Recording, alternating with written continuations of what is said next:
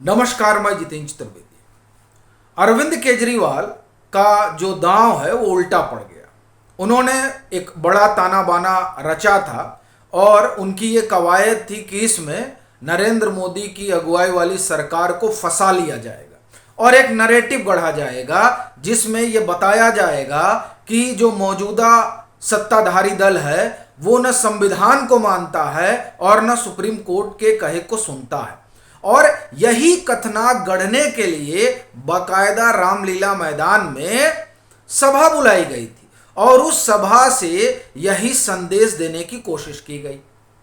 उस अध्यादेश के बहाने जिसे केंद्र सरकार लेकर आई है और एक तरीके से कहा जा रहा है कि उस अध्यादेश के जरिए केंद्र सरकार ने वो कमी दूर कर दी जिसमें इस बात को लेकर एक ऊहापोह की स्थिति रहती थी कि दिल्ली सरकार में जो लोग कामकाज कर रहे हैं उनकी ट्रांसफर पोस्टिंग के लिए चूंकि कोई कानून था नहीं, तो उस लिहाज से सुप्रीम कोर्ट का फैसला आया था। मगर अब जब कानून बन जाएगा तो स्वाभाविक है कि उसके बाद वो फैसला जो है वो उसका कोई, आप एक तरह से कहें कि मतलब नहीं रह जाएगा। लेकिन इस जो कानूनी पहलू है उसको आगे रखने की बजाय अरविंद केजरीवाल और उनकी सरकार रामलीला मैदान के उस जुटान के जरिए दो ही संदेश देना चाहती थी। एक, सुप्रीम कोर्ट की नहीं सुनते और दूसरा, संविधान संकट में। लेकिन जब पड़ताल शुरू हुई तब कई चीजें निकलकर सामने आई जो आम आदमी पार्टी की सरकार से जुड़ी हुई है। पहला तो यही कि क्या आप की जो सरकार है वो चाहे दिल्ली में हो और चाहे पंजाब में हो, वो सुप्रीम कोर्ट के कहे पर कान धरती है। और जब ये सवाल उठता है तब पंजाब के गवर्नर का वो स्टेटमेंट याद आता है जिसमें वो कहते हैं कि हमने दसियों पत्र लिखा लेकिन पंजाब सरकार उसका जवाब नहीं दे रही। और फिर वो कहते हैं कि फरवरी में सुप्रीम कोर्ट ने ये आदेश दिया था कि राज्यपाल अगर कोई जानकारी मांगते हैं तो राज्य सरकार को देना है। अब नहीं दे रहे हैं। और ये कौन कह रहा है? ये खुद गवर्नर कह रहे हैं। और उसके बाद वो कहते हैं कि ये जो सरकार है ये संविधान सम्मत काम नहीं कर रही है। अब आप देखिए, पंजाब में तो दोनों चीजें आ गई। एक, सरकार जो आपकी है वो सुप्रीम कोर्ट की बात नहीं सुन रही है और दूसरा, संविधान सम्मत काम नहीं कर रही है। तो दरअसल जिन दो बातों को लेकर वो नरेंद्र मोदी की सरकार को कटघरे में खड़ा कर रहे हैं, उन्हीं दो बातों पर खुद आपकी सरकार पंजाब में घिरती हुई नजर आती है। और बात यही नहीं खत्म हो जाती है। कहा यह भी जा रहा है कि डीजीपी वाले मसले में भी पंजाब सरकार विधानसभा में कोई विधेयक लाने वाली है जिसके जरिए वो एक कमेटी बनाएंगे और वो कमेटी तय करेगी कि डीजीपी कौन होगा। जबकि जो व्यवस्था है उस व्यवस्था में जो सुप्रीम कोर्ट ने व्यवस्था दी है कि नाम सुझाना होता है जो यूपीएससी के पास भेजा जाता है और फिर वहां से तय होता है कि कौन डीजीपी होगा। तो अब इसे किस रूप में देखा जाए, क्योंकि सुप्रीम कोर्ट ने जो व्यवस्था की है क्या उस व्यवस्था को पलटने की कोशिश चल रही है? खबर इसी तरह की है और जो खबर है उसके कारण ये सवाल उठेगा ही। लेकिन अगर एक बार की इस खबर को एक तरफ रखा जाए तो भी जो गवर्नर साहब कह रहे हैं वो तो बड़ी बात है।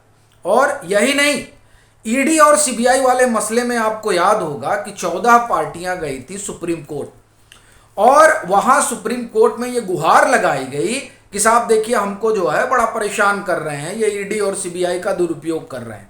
और वहां आंकड़े वगैरह रखे गए, कन्विक्शन रेट बताया गया और उसके जरिए ये कोर्ट में जताने की कोशिश हुई कि देखिए इसका कन्विक्शन रेट कितना गड़बड़ है। और इससे उन्होंने ये नैरेटिव गढ़ने की कोशिश की कि देखिए साहब किस तरह से हमको परेशान किया जा रहा है। तब सुप्रीम कोर्ट ने कहा कि ये कन्विक्शन रेट हमको मत दिखाइए, ये वैसे भी कम है हिंदुस्तान में, तो इसे अलग रखिए, बाकी आप क्या चाहते हैं वो बताइए।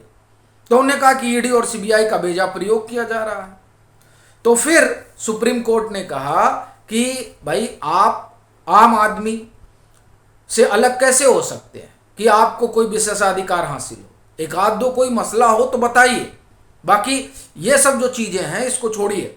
आलम यह था कि ईडी और सीबीआई के दुरुपयोग का जो आरोप लगा रहे थे 14 विपक्षी दल, जिसमें आम आदमी पार्टी भी शामिल थी, ऐसा लगा कि सुप्रीम कोर्ट ये याचिका खारिज करने जा रही है। और जब ये लगा तो अभिषेक मनु सिंघवी रिप्रेजेंट कर रहे थे, उन्होंने कहा कि साहब खारिज मत करिए, हम इसको विड्रॉल कर ले रहे हैं। तो सुप्रीम कोर्ट की फटकार लगी, विड्रॉल कर लिए।